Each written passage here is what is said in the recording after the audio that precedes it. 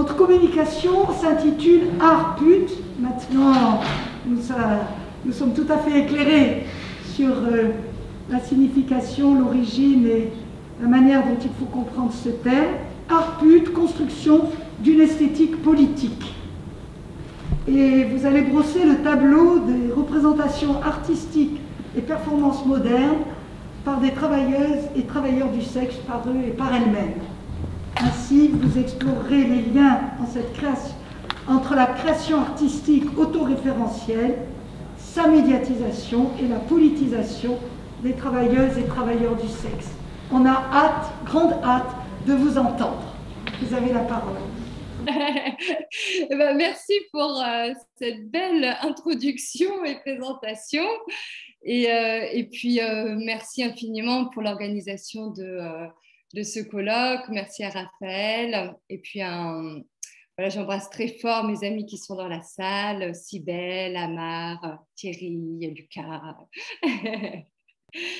Donc, alors, j'ai quand même fait un PowerPoint. Alors, je ne suis pas du tout une pro du PowerPoint, mais voilà, ça fera des images pour accompagner ma petite allocution. Voilà, donc pour commencer donc, cette présentation, je voulais déjà faire un point donc, sur l'histoire partagée de l'art et du travail sexuel.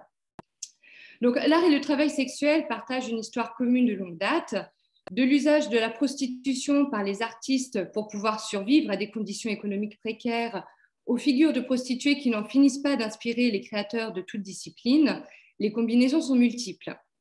Ainsi, au XIXe siècle, le XIXe siècle a largement documenté cet aspect, les lieux de spectacle étant connus pour être des hauts lieux de prostitution, que ce soit parce que les actrices et les danseuses se livraient à cette activité, que ce soit parce que l'intrigue représentée sur scène avait pour personnage une courtisane, ou que ce soit parce que les établissements eux-mêmes étaient des lieux de rencontre et de racolage. De plus, de Zola à Alexandre Dumas fils, de Toulouse-Lautrec à Manet ou Degas, la littérature comme la peinture ont arpenté sans relâche le sujet prostitué. Cependant, les évolutions contemporaines ne rendent pas obsolètes ces proximités, puisque les artistes, notamment de la danse et du spectacle vivant, quel que soit leur genre, continuent largement à recourir à la vente de prestations sexuelles tarifées pour vivre, comme l'a documenté le magazine culturel Mouvement en 2020 dans un article intitulé « Prolétaires du corps ». De plus, la prostitution reste très présente dans les représentations, notamment dans l'imaginaire cinématographique. Enfin, l'art contemporain y puise également une source d'inspiration régulière, en général dans l'idée d'établir un parallèle négatif entre la marchandisation du corps et la marchandisation de l'art, et ou de comparer la condition d'artiste à la condition prostituée.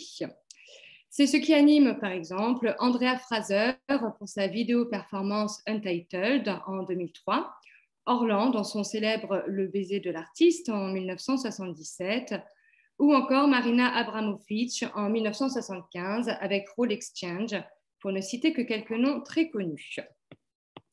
Cependant, parmi les multiples combinaisons mêlant activité économico-sexuelle et création, les œuvres créées par des travailleuses du sexe elles-mêmes à propos de leur vécu sont encore peu connues. Pourtant, l'usage de l'art par cette minorité stigmatisée et discriminée donne lieu à un champ des représentations audacieux sur lequel cette communication propose de s'attarder. Donc, dans un premier temps, il sera question de l'usage des représentations comme arme militante de changement social. Dans un second temps, une réflexion sur le whore gaze caractérisant ces formes d'art sera menée. Enfin, un questionnement concernant une possible artification de ce courant conclura cette analyse. Alors, donc, je commencerai à parler de l'extimité pour se raconter et contrer le stigmate. L'extimité est un terme que j'emploie ici dans le sens tel que défini par Serge Tisseron en 2002 dans L'intimité surexposée. L'extimité consistant à extérioriser des éléments de son vécu intérieur de façon à mieux se les approprier et susciter des échanges. Donc, sortir de l'objectification qu'ils et elles subissent de la part du législatif comme des représentations courantes est sans doute le moteur fondamental qui pousse les TDS à prendre la parole. Ainsi, l'usage du témoignage public comme levier de changement social est-il un outil utilisé par les minorités discriminées, tant dans l'optique de produire des savoirs expérientiels que dans une volonté d'infléchir les narrations stéréotypées dominantes les concernant. Et donc, sur cette question, je renvoie au très bel ouvrage dirigé par Marianne Nguemensa, Le témoignage sexuel et intime, un levier de changement social. L'écriture est sans aucun doute le premier outil employé par les TDS pour se réapproprier leur narration, et ce, dès le XIXe siècle, au cours duquel nombre de courtisanes se produisent déjà des récits à la première personne sous forme de mémoire, comme Céleste de Chabriand, Marguerite Bélanger, Lola Montez ou Émilienne d'Alençon. Au XXe siècle, une des figures les plus connues du monde francophone est sans doute Grisélydis Réal, écrivain, peintre et prostituée, pour reprendre l'épitaphe qu'elle a souhaité faire inscrire sur sa pierre tombale. Si la qualité littéraire de ses œuvres est bouleversante et sa peinture d'une originalité indéniable, ce qui touche particulièrement est que cette démarche marque un tournant dans les années 70, celui par lequel une protagoniste d'une classe dominée et parlée par d'autres habituellement prend la parole et reprend sa place dans le paysage. Cette démarche replace de l'agentivité dans ce que Pierre Bourdieu a appelé la classe objet, dans un article de 1977. Originellement, Bourdieu y déplie sa théorisation depuis l'exemple des paysans et montre que la représentation des groupes sociaux est performative, puisqu'elle impacte la réalité sociale. Aussi, alors que les classes dominantes maîtrisent les outils concernant la perception de leur groupe, ce n'est pas le cas pour les groupes dominés, dont l'image est l'objet d'une construction édifiée par d'autres, ces autres étant constitués notamment des médias et des artistes, peintres, cinéastes, écrivains, metteurs en scène. Les diverses minorités discriminées entrent sans aucun doute dans cette définition de la classe objet et les groupes vendant des prestations sexuelles indéniablement. Aussi, l'usage de l'écriture est-il un des outils fréquemment employés par les TDS pour sortir de cette classe infériorisante et imposer leur narration. Le témoignage à la première personne reste encore à présent la forme la plus employée, mais d'autres formes apparaissent avec des œuvres historiques ou critiques comme Les luttes des putes de Thierry Schaffhauser ou Revolting Prostitutes de Jules Omac et Molly Smith, ou encore les fanzines ou la poésie, comme on a pu le voir avec le recueil Hustling Verse, sous la coordination de Amber Down et Justin Ducharme. L'écrit TDS prend aussi de nouvelles formes avec les réseaux sociaux, avec les blogs, les vignettes et les brèves digitales, souvent avec des extraits courts et impactants, comme avec le compte Par et Pour, par exemple, ou via des captures d'écran de téléphone qui offrent des formes de récits de l'activité sous forme d'anecdotes révélatrices, comme le compte TDS public Perles de clients. Mais se raconter, cela représente aussi de développer des terminologies adéquates, car de même que les vécus complexes des TDS sont manquants dans les représentations sociales, le vocabulaire pour en parler l'est également. C'est donc animé par une forte volonté de sortir de l'objectification que Carol Lee invente, ou en tout cas au moins popularise en 1978 la terminologie sex work, travail du sexe, pour nommer son activité et valoriser l'agentivité dont elle et ses collègues font preuve dans l'industrie du sexe. Et c'est également dans cette même dynamique que plus récemment, le mot putophobie a été forgé pour visibiliser la haine spécifique à laquelle les sex workers font face. Ainsi, se raconter commence-t-il par développer des terminologies adéquates. Apprendre à se nommer et à se parler répond avant tout pour les travailleuses du sexe à un besoin vital, celui de cesser d'être criminalisées. Selon les contextes nationaux et temporels, les formes législatives varient, mais toutes discriminent invariablement les personnes qu'elles prétendent protéger sous prétexte de lutter contre le trafic humain. Pour interpeller les législateurs et l'opinion publique, les travailleuses du sexe utilisent aussi bien la vidéo que la photo.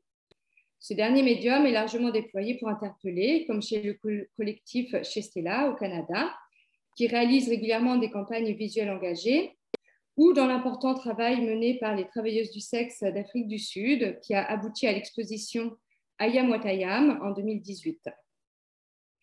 La vidéo, outil facile à manier, peu cher et diffusable à grande échelle grâce au réseau Internet, est largement utilisée pour documenter des situations d'urgence, visibiliser des réalités collectives ou pour dénoncer des abus législatifs, parfois sur le ton de l'humour, comme le fait le collectif thaïlandais Empower et sa vidéo Last Rescue in Siam.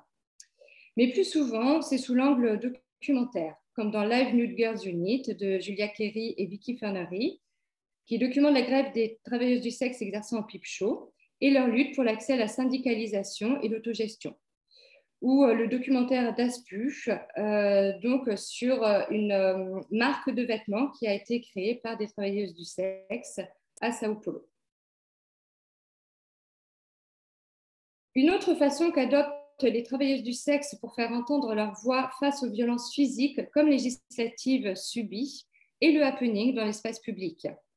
Les manifestations avec parapluie rouge, tenues sexy, pancartes et banderoles en sont les codes les plus usités, mais des actions relevant de la performance sont également à noter. À l'occasion de la Journée internationale de lutte contre les violences faites aux travailleuses du sexe, le 17 décembre 2019, Bertoul Borebec s'est cousu la bouche devant le Sénat français pour dénoncer une nouvelle loi en cours de discussion au Parlement français et la négation systématique de la parole des premières concernées. Le collectif macédonien Star Star effectue une performance en vitrine un an auparavant à l'occasion de la même journée commémorative. Dans le même type de dynamique, des membres du syndicat belge Utsopi ont performé dans la vitrine du bar L'Union, puis sur le parvis de Saint-Gilles au printemps 2021 pour sensibiliser à la précarité dans laquelle la crise de la Covid-19 les plonge. Enfin, l'espace numérique est une autre forme d'espace public largement usité pour militer avec des armes visuelles et discursives contre les discriminations, que ce soit à travers les nombreux blogs ou comptes Twitter et Instagram qui prolifèrent, ou à travers des événements originaux comme le e-Viction durant l'été 2020. Ce pipe show digital live est militant créé par un collectif d'art de travailleuses du sexe américaines visé à sensibiliser aux effets dramatiques engendrés par les lois FOSTA-SESTA introduites par l'administration Trump. Ainsi, ces quelques exemples permettent-ils de situer un certain type d'œuvre de travailleuses du sexe dans le champ de l'action politique, celle-ci tentant de se positionner non pas tant dans le domaine de l'art que dans celui du pouvoir politique, à savoir une transformation des encadrements législatifs les concernant. Le corps des travailleuses du sexe, central dans ces modes d'action, y est mis en jeu dans des contextes de rassemblement collectif, rappelant par là que les enjeux dont il est question ne concernent pas quelques situations particulières, mais bien tout un pan de la population. Alors, donc maintenant, je voudrais m'intéresser à ce qu'on pourrait appeler le hot gaze.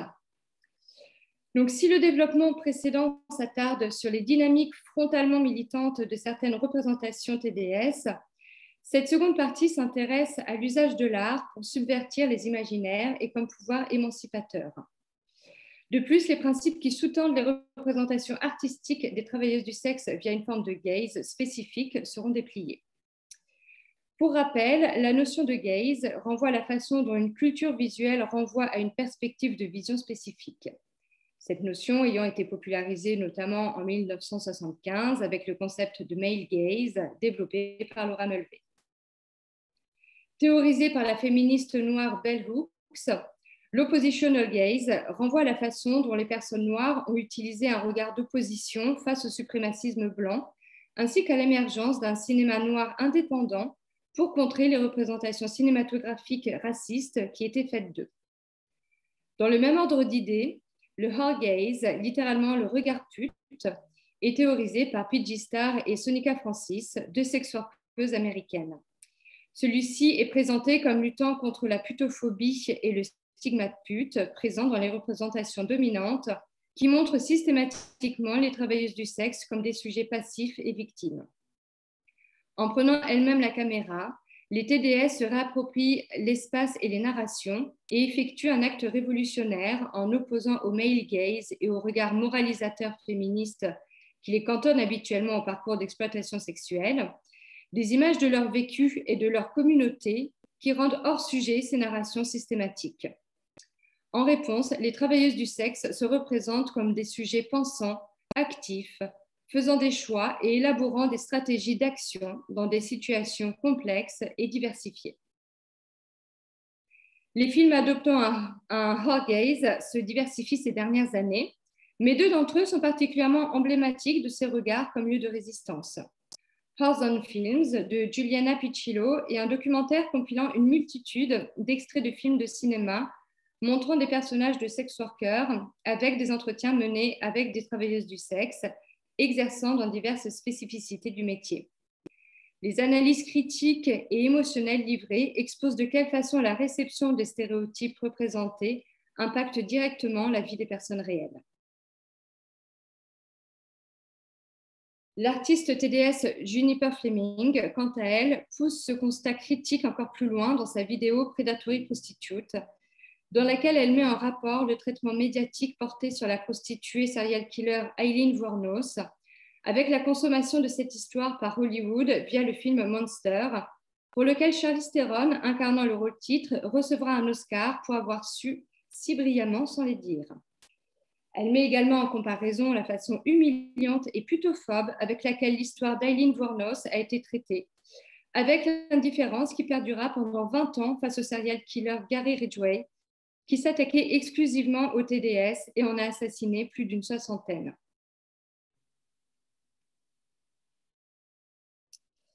Ainsi, les œuvres adoptant un hard gaze s'inscrivent-elles souvent dans ce qu'on pourrait appeler une forme d'art documentaire, au sens où elles s'attachent à retranscrire des éléments du réel et non de la fiction. L'autoreprésentation et l'autofiction sont en outre largement utilisées par les travailleuses du sexe, entre autres pour démystifier ce qui constitue leurs activités, en exposant la fabrique et les techniques déployées selon les profils et les secteurs d'activité. Le Post-Porn Modernist Show d'Annie Sprinkle est sans doute la performance la plus emblématique à cet égard. Dans ce one-woman show autobiographique et sexuellement explicite créé en 1989, elle expose ses expériences dans l'industrie du sexe comme actrice pornographique, avec humour et d'un point de vue féministe pro-sexe.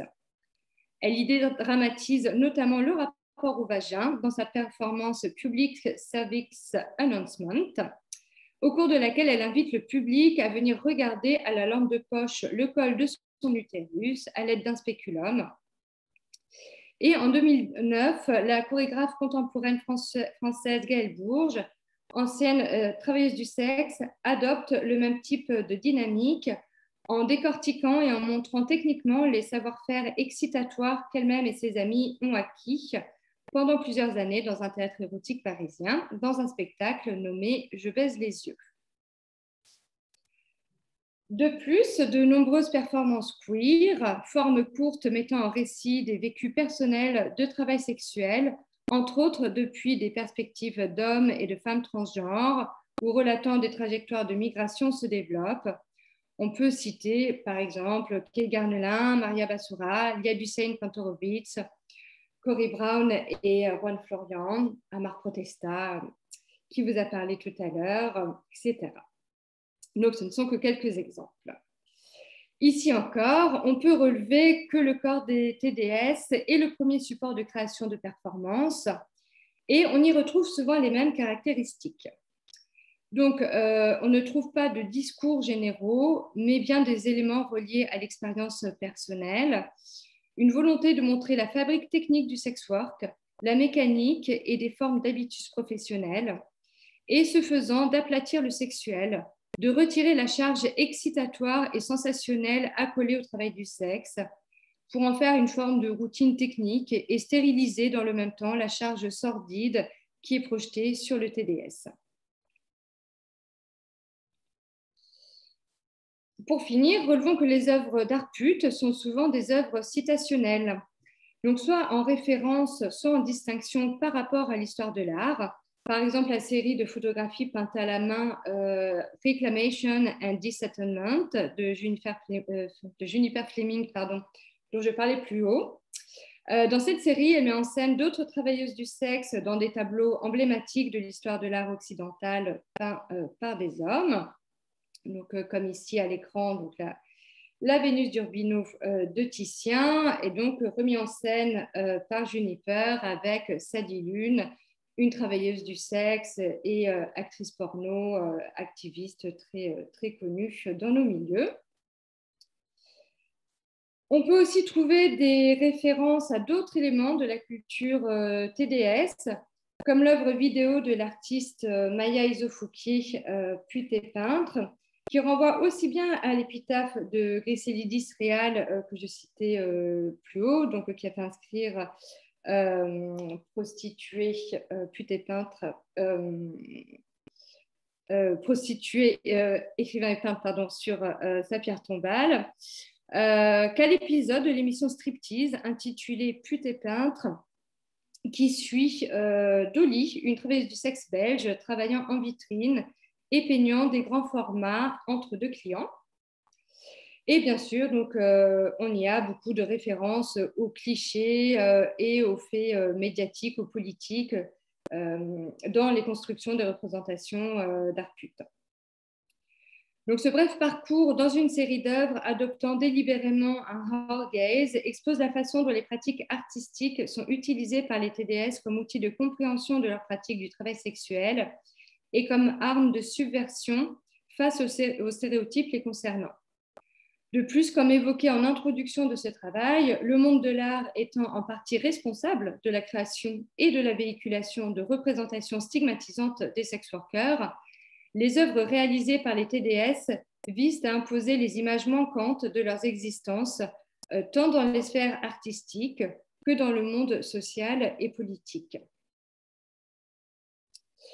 Donc, je conclurai sur un potentiel processus d'artification en cours. Les médiums et les esthétiques que prennent les œuvres créées par les travailleuses du sexe sont directement liés à leur contexte politique et aux conditions économiques accessibles. Ainsi, l'usage du récit personnel et de l'autoreprésentation sont massivement utilisés pour donner à voir et à entendre des vies silenciées et cachées habituellement. L'écriture, la vidéo, la performance corporelle, les technologies numériques sont les médiums de prédilection, car peu chers, accessibles à toutes et tous et ne nécessitant pas ou que peu de formation préalable, ce qui rend possible la construction d'œuvres allant du DIY au plus sophistiqué.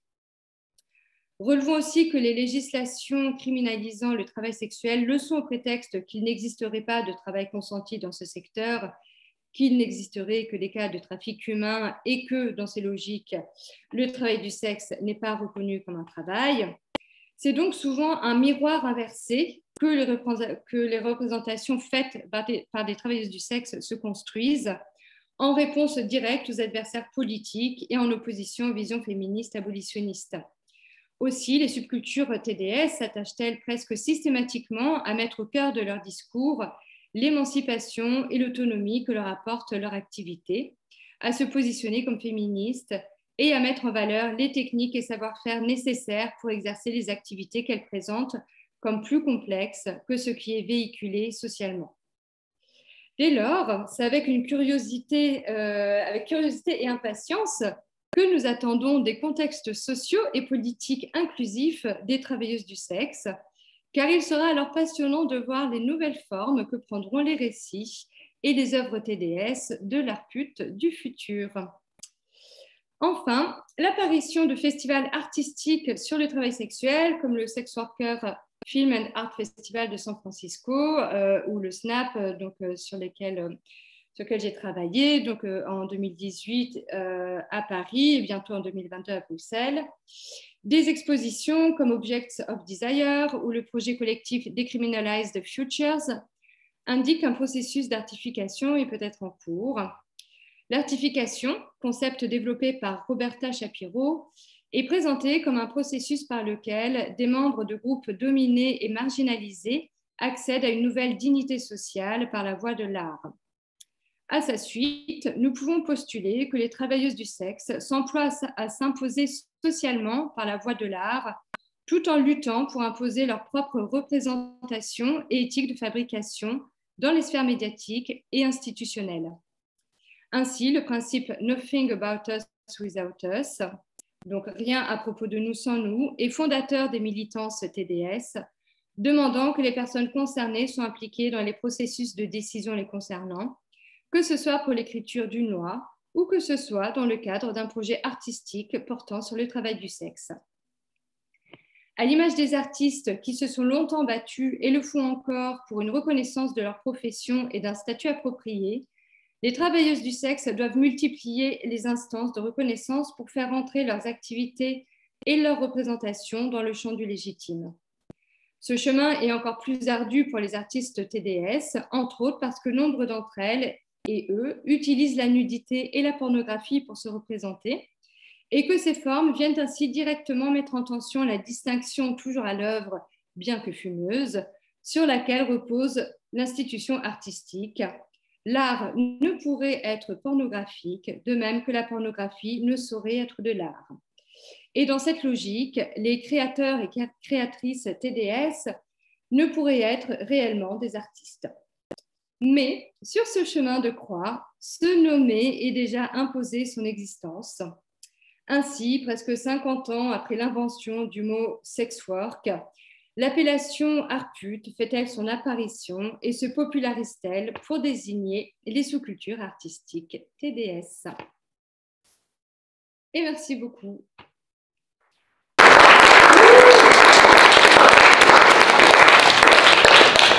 Merci vraiment, merci chère madame. On aurait voulu pouvoir retenir les mots pour tant votre propos nous a transportés.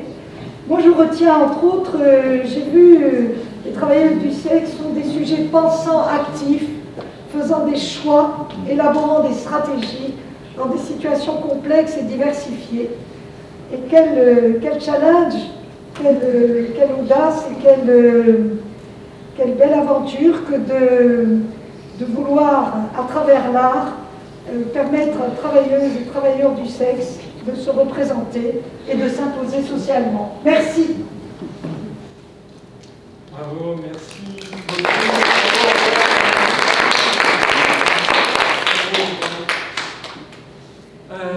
On va quand même se prendre le temps d'un petit temps d'échange. Une question Lucas, pour Marianne. Alors, on va essayer de faire en sorte. Donc, une question pour Marianne. Alors, parle bien fort. Pardon, je mets ça. Bonjour Marianne, Lucas Stevenson ici. Enchanté, hein, très bonne présentation. Moi j'avais une question. Je comprends que vous êtes à l'origine de France, qui a quand même extrêmement une politique abolitionniste. Est-ce que vous avez trouvé que dans le milieu de l'art, il y avait plus d'acceptation, plus de reconnaissance de l'art pute, l'art TDS? Est-ce que par exemple en France il était possible d'obtenir des financements ou que les lieux culturels étaient plus ouverts que les politiques générales abolitionnistes en France? Vous avez compris la question? Hop, je vous rends l'audio. Ou en gros, est-ce que les politiques abolitionnistes féministes françaises impactent aussi le milieu culturel français? C'est ça. J'ai pas tout bien entendu de la première partie, mais j'ai compris en gros la question. Alors, oui, hein, évidemment, les politiques abolitionnistes ont un impact direct sur ce que les artistes peuvent faire, représenter ou non. Bon, déjà, ce qu'il faut bien relever, c'est que déjà, même en dehors de la question TDS, le monde de l'art n'est pas aussi ouvert que ce qu'on a parfois l'impression. C'est-à-dire que, par exemple, moi, vu que j'ai aussi beaucoup travaillé dans la danse contemporaine, donc moi, ce que j'ai pu remarquer, en fait, c'est qu'on a souvent l'impression que la danse contemporaine, par exemple, est très ouverte aux questions de nudité, que c'est super facile d'être tout nu sur scène et que c'est pas un souci. En réalité, il faut quand même savoir que de l'intérieur, c'est pas le cas. J'en ai parlé un peu dans mon intervention. J'ai cité Gaëlle Bourges, avec qui j'ai beaucoup tourné, donc qui ne traite pas forcément de travail du sexe dans tous ses spectacles, qui l'aborde parfois, mais pas toujours. Par contre, il y a souvent de la nudité. Et systématiquement, la nudité est quand même une question, un problème, ça fait l'objet de négociations. Oui, mais est-ce qu'on ne pourrait pas remettre une culotte au moins au moment des saluts? Ah, mais alors ça dépend, on t'accompagne sur la nouvelle création, mais ça dépend, il y a de la nudité ou il n'y a pas de la nudité. Donc voilà, donc déjà le monde de l'art est quand même pas si ouvert sur les questions de sexualité et sur les questions de nudité. Voilà. Et après, donc, sur la possibilité de pouvoir tourner sur des scènes plus institutionnelles ou d'avoir, par exemple, des subventions, hein, parce que c'est ça aussi la question. En France, en tout cas, il y a eu quand même plusieurs demandes de subventions qui ont été faites à la fois sur des projets artistiques, à la fois sur le festival Snap, par exemple, qui ont toujours été refusées. Là, par exemple, la prochaine édition, elle se passe en Belgique. Alors aussi parce que je me suis installée là-bas, mais aussi parce que le contexte d'accueil est plus favorable. Alors, il y a des soucis hein, au niveau législatif en Belgique concernant les travailleuses du sexe également. Mais il y a une politique beaucoup plus inclusive pour les travailleuses du sexe en Belgique. Et comme par hasard, c'est possible aussi d'avoir des subventions pour des projets où on part directement de travail du sexe, où on est soi-même travailleur du sexe. D'ailleurs, UTSOPI, donc le syndicat belge, donc, a des subsides publics, ce qui n'est pas le cas, par exemple, ou à moins que ça ait changé récemment, mais je ne crois pas que le STRAS ait déjà reçu de subventions publiques, en tout cas directement du gouvernement. Voilà. 500 € des conseils départementaux. 500 €, incroyable. Voilà. Mais voilà, par exemple, même c'est tout con, mais là, pour le festival Snap à Bruxelles, je suis reçue par les institutions. Voilà, la Cinémathèque voilà, est très intéressée pour faire un partenariat avec nous. On peut faire le festival dans des lieux qui sont corrects, en fait. Voilà, tandis que en France, où le contexte est extrêmement abolitionniste, c'est très très difficile de trouver. Déjà, ça ne se passe pas dans des lieux institutionnels. Et voilà, c'est vraiment de la bidouille. Donc oui, ça change des choses directement. Le régime politique, le traitement politique du travail sexuel a un impact sur la façon dont on en parle dans les médias, a un impact sur nos possibilités de représenter et de nous représenter. Donc ça fait c'est une espèce de boucle un peu sans fond. Où on n'est pas visible, voilà, mais c'est la même chose que ce qui est évoqué tout à l'heure concernant la place dans le milieu de la recherche et le milieu universitaire. On est dans les mêmes logiques, voilà, avec le milieu de l'art aussi, quoi. Merci. Du coup, je vais conclure tout de suite. Hein, sinon, oui. Merci, merci d'avoir eu la patience de rester jusqu'au bout de cette première grande session, d'avoir suivi ces deux séquences qui ont déjà abordé quand même une bonne partie de l'essentiel, il me semble. Il restera peut-être d'autres choses concrètes à voir demain face aux institutions, face aux stratégies politiques. Bon, donc merci encore. Merci.